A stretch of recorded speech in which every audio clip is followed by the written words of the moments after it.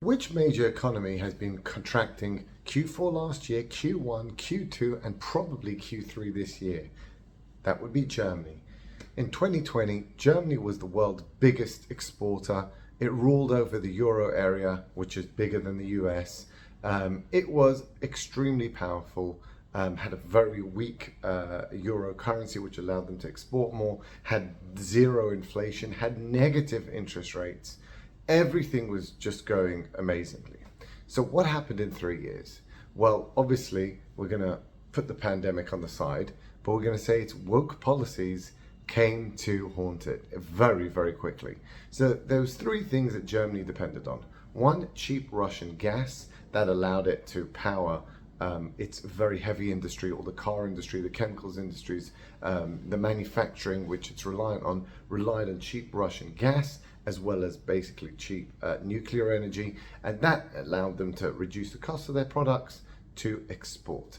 The second was globalization with China, so allowing their biggest export market was China, so it was the biggest car maker in China, and it also imported lots of Chinese goods that it inbuilt and remanufactured and sold for a profit. So it relied on globalization to work. And the third was no digital. Germany is not a digital economy. It is not strong in internet or AI or any of that. It is, old school economy. So what happened? Well, the first was obviously the stupid sanctions on Russia, on a war that it had no business getting involved in, forced by America.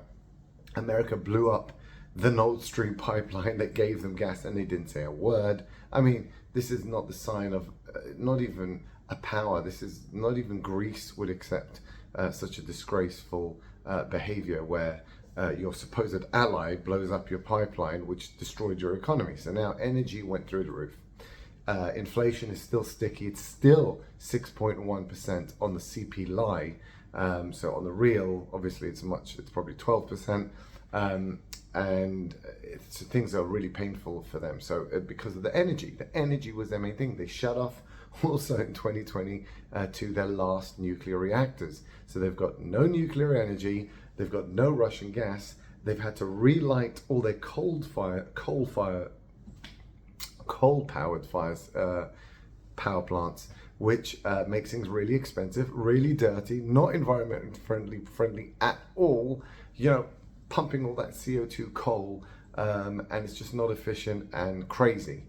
But that's what you get when you go woke. Obviously, you're just a hypocritical craziness. So they are now using coal. They've got no gas. They've got no nuclear, and things are very expensive for them.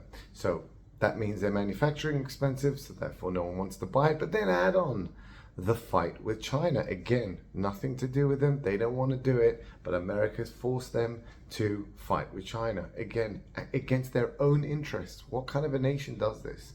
So against their own interests, they've had a fight with China. China last week cancelled a $100 billion order for EV cars. Obviously, Germany was basically buying it from China and repackaging with German BMW, whatever you want, because obviously China is the number one EV maker in the world. Even Tesla makes their cars there. So China said, oh, you want to play like that? We're cancelling the order. You try and make it yourself. They have no chance of doing that. The lithium batteries are all made in China as well. They can't manufacture at home. If they did, due to the high energy prices, it would cost too much. It would become inefficient. Basically, disaster. There is no future for the German car market at all. It's dead. It's gone. Right? No one is buying the VW i3. No one is buying the BMW, the Volkswagen one. No one is buying them. Right? So their manufacturing is in real trouble. Then you have Biden's, again, Inflation Reduction Act, essentially subsidizing ESG craziness. So if you set up any plant in America for ESG nutcase things, such as lithium batteries, the government pays 50%. So the plant costs $1 billion, the government pays $500 million. So where is every company, including the German companies like BASF and Siemens? They're closing the plant down in Germany. And these are German companies, right? BASF and Siemens are German companies. They're closing the German companies down and then shifting it to America, right? So It's a protectionism. It should be illegal according to subsidy laws, global subsidy laws. But because it's for ESG, so you put a fake label and you get away with it. It's amazing. So that's what Biden's done. It's a very clever idea. So they're all opening in America and they're closing in Germany. So globalization dead. They can't sell in China either. Chinese EV cars are much cheaper than the German. So German used to be the number one car makers in China. Now dead, right? Dead. The Chinese, their own companies who stole the technology from the Germans are now the number ones. They just stole the technology, made it themselves, made it half the price. Bob's your uncle. And so China, the Chinese company is now the number one car exporters in the world. China is the number one car exporter in the world. Used to be Germany, not anymore. So Germany dead there again. Now, I said to you the digital and IT. So again, digital IT, Germany has none. America rules in that with China as well. There's no Amazon, there's no Google, there's nothing coming out of Germany. There's not even Spotify, right? That's Swedish. There's nothing coming out of Germany. It's old school country that really didn't adapt to the new age. Everything there does not work on apps and stuff like that. It's all old school. And that's it. That's the end of Germany, basically. I can see no hope. I think the UK, which is a disaster in itself, has more of a future than Germany. It is really over.